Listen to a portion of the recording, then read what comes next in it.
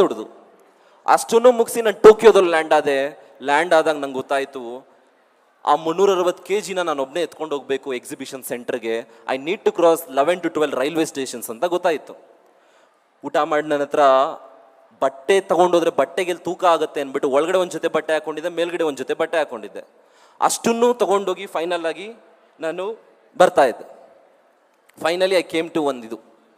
ಅಷ್ಟೆಲ್ಲ ಆದಮೇಲೆ ಏನಾಗ್ತಾ ಇತ್ತು ಅಂದರೆ problem, station to station shift ಮಾಡಬೇಕಾದ್ರೆ ಒಂದು ಟ್ರೈನ್ ಪಾಸ್ ಆಗೋಗ್ತಾ ಇತ್ತು. 12 ಸೆಕೆಂಡ್ಗೆ 15 ಸೆಕೆಂಡ್ಗೆ ಡೋರ್ ಕ್ಲೋಸ್ ಆಗ್ತಾ ಇತ್ತು. 2 ಬಾಕ್ಸ್ 3 ಬಾಕ್ಸ್ ತಳ್ಳೋಷ್ಟರಲ್ಲಿ ಟ್ರೈನ್ ಪಾಸ್ ಆಗ್ತಾ ಇತ್ತು. 60 ಕಿಲೋಮೀಟರ್ 70 ಕಿಲೋಮೀಟರ್ ವಾಪಸ್ ಬಂದು ಆ ಬಾಕ್ಸಸ್ ಎತ್ಕೊಂಡು ವಾಪಸ್ ಹೋಗ್ತಾ ಇದೆ.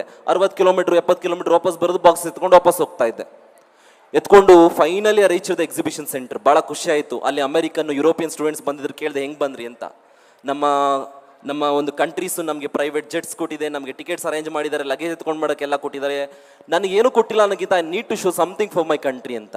ನನಗೇನು ಆಸೆ ಇತ್ತು ಅಂತೆ 120+ ಕಂಟ್ರೀಸ್ ಅಲ್ಲ, I need to place 70 place ಒಳಗೆ ನನ್ನ ಕಂಟ್ರಿನ ರೆಪ್ರೆಸೆಂಟ್ ಮಾಡಬೇಕಂತ ನನಗೆ ಆಸೆ ಇತ್ತು. ಎಲ್ಲ ರೌಂಡ್ಸು ಮುಗೀತು, ಮಾಡ್ಕೊಂಡು ಬಂದರು.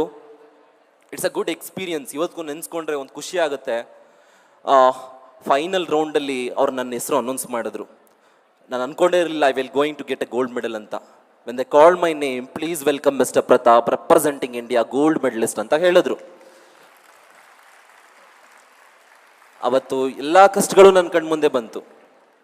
ಕೊರಳು ಗೋಲ್ಡ್ ಮೆಡಲ್ ಹಾಕ್ಬೇಕಾದ್ರೆ ನಮ್ಮ ತಾಯಿ ಮಾಂಗಲ್ಯ ತೆಗೆದುಕೊಟ್ಟಿದ್ದೆ ನನಗೆ ಜ್ಞಾಪಕ ಬಂತು. ಗೋಲ್ಡ್ ಮೆಡಲ್ ತೆಗೆದು ಕೊಟ್ಟಾಗ ನನಗೆ ಅದ್ರ ಜೊತೆಗೆ 7 ಲಕ್ಷ ರೂಪಾಯಿ ಪ್ರೈಸ್ ಮನಿ ಕೊಟ್ಟರು. ಜೀವನದಲ್ಲೇ ನೋಡಿಲ್ಲ ನಾನು 7 ಲಕ್ಷ ರೂಪಾಯಿ. ಅಲ್ಲೇ 4 ಕಂಟ್ರಿಗೆ ಬರ್ಲಿಕ್ಕೆ ಆಫರ್ ಕೊಟ್ಟರು.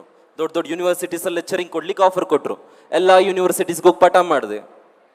ಈಗಲೂ ಒಂದು ತಿಂಗಳಲ್ಲಿ ನಿಲ್ಸಿದ್ದೀನಿ ಸ್ವಲ್ಪ, ಲಾಸ್ಟ್ ತಿಂಗಳಿಂದ. 1 ತಿಂಗಳಲ್ಲಿ 27 ದಿನ ಫ್ಲೈಟ್ ತೆಗಿತೀನಿ. ಎಷ್ಟು ದಿನ? 27 ದಿನ ಫ್ಲೈಟ್ ತೆಗಿತೀನಿ. ನಂದು 4 ಪಾಸ್ಪೋರ್ಟ್ ಖಾಲಿ ಆಗಿದೆ. ಪಾಸ್ಪೋರ್ಟ್ ಆಫೀಸರು ಮೊನ್ನೆ ನನ್ನ ಪಾಸ್ಪೋರ್ಟ್ ತೊಗೊಂಡೋಗಿ ಕೊಟ್ಟಾಗ ಒಂದು ಕ್ವಶನ್ ಕೇಳಿದ್ರು. 4ನೇ ಪಾಸ್ಪೋರ್ಟ್ ಖಾಲಿ ಆದಾಗ, ನಿಮ್ಮ ತಂದೆ ಏನು ಬಿಸ್ನೆಸ್ ಮ್ಯಾನಾ ಅಂದರು. Yes sir. ಇಲ್ಲ sir, no is not a business man.